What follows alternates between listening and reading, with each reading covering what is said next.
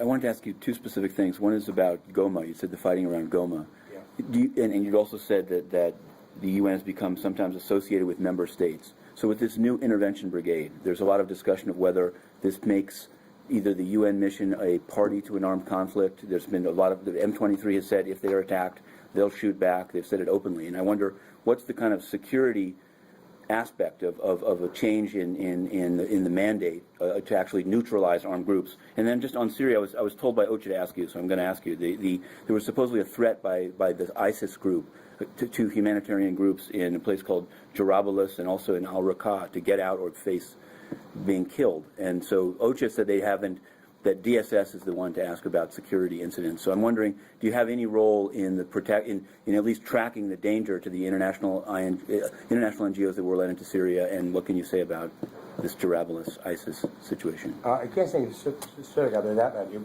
Certainly we do have a role. We track all these threats, okay? And we make a judgment and make a recommendation. Okay? We work with NGOs, too. We have a program called Saving Lives Together. It actually is a fancy title for what we've been doing for years, I think more intensely in the last couple of years.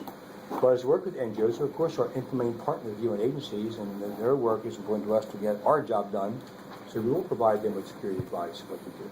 Now they can take it or leave it if they're not part of the UN security management system, if you will. They don't have to obey what comes from this headquarters or what the designated official says, but we provide them advice. Mm-hmm. The first question on Goma, that's for the peacekeepers. I mean, I don't know. I reflect back, and this is just maybe, I reflect back to 1960, 61, 62 in Eastern Congo, the catchy crisis. Mm-hmm. And we read about that, history of that. And I had a chance to walk the ground there some years ago when I worked in the region. And you see what the UN forces did. You know, it's sort of, it's actually it's deja vu all over again, too, because it's a more robust mandate. I guess I'm not the peacekeeper here. I'm not the Security Council. There are obviously different ways to fulfill a mandate. And if it's thought, and I support this, that Intervention Brigade will help fulfill that mandate, protect civilians, and enable the UN to do its work in Eastern Congo, then we should do it, okay? Obviously with the appropriate rules of engagement and different measures to control. I don't know. Any thoughts on that, Paul?